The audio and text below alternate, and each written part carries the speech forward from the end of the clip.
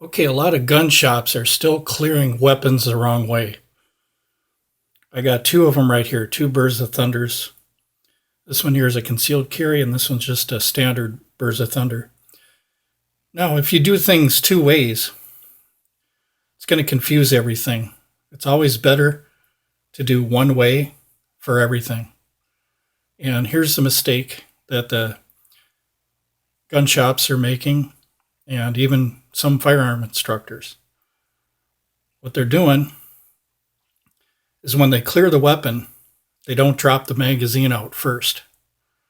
You always want to drop that magazine because that's the source of the ammunition. So I'm going to demonstrate it here for you, why one way is better. And always drop in the magazine. Okay. This one here, let's say that this one here is your range gun and it's loaded. I've got snap caps in here. And this one here is an empty one that's behind a gun counter. So let me show you real quick why it's better. So what we're going to do is we're going to drop that magazine. And you can see there's ammo in there, snap caps. That's why you always take out the magazine, because that's the source that feeds the gun. Pull the slide to the rear. Lock it. Now check.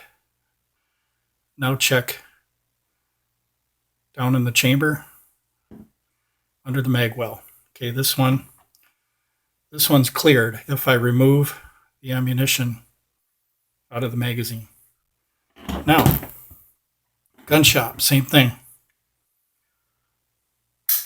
Remove the magazine, slide to the rear, check the chamber, check the mag well.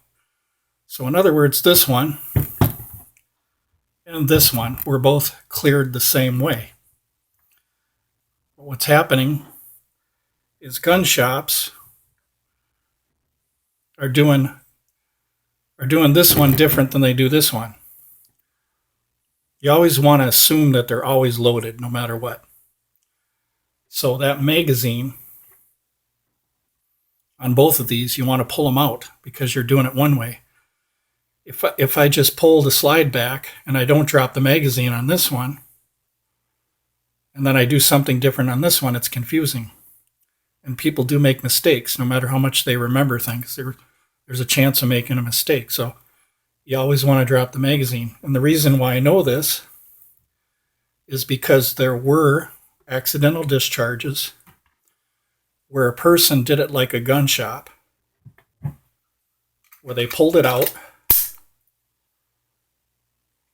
and they had it to the rear, but they didn't look good enough to see that there was a steel case ammunition brand in there, and it looks kind of gray, whereas this one's a snap cap, or your brass will look kind of a gold color. But it was actually one of them Russian 380 rounds. It's kind of gray, and it was a little dark in there. So what they did is they pulled the slide back, and then they handed it to the customer like this, but there was a live round inside that they forgot to check. So that's why always, I don't care who you are, you're going to drop that magazine. The very first thing you do. So, and it's not any disrespect to people in the gun community like police officers, firearms instructors, firearm schools, gun shops, NRA members, you name it.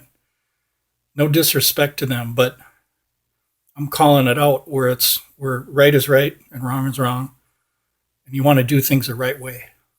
So, and this is an ongoing problem, is everybody's doing things different ways. Everything should be done the right way. The magazine and the source of that ammunition that feeds that gun has to come out. That's the first thing that has to come out. It's similar to removing a gas can that's close to a fire. You want to pull the gas can, get it away from the fire. Same thing. You don't want to feed a gun ammunition and give yourself a potential accidental discharge if you don't have to. So take out the magazine, pull the slide to the rear and lock it, and then show the customer. Give them the magazine. Make sure it's empty, and you can put it back in if you want, but you have to do it the right way. So that's all I wanted to talk about. Thanks for watching.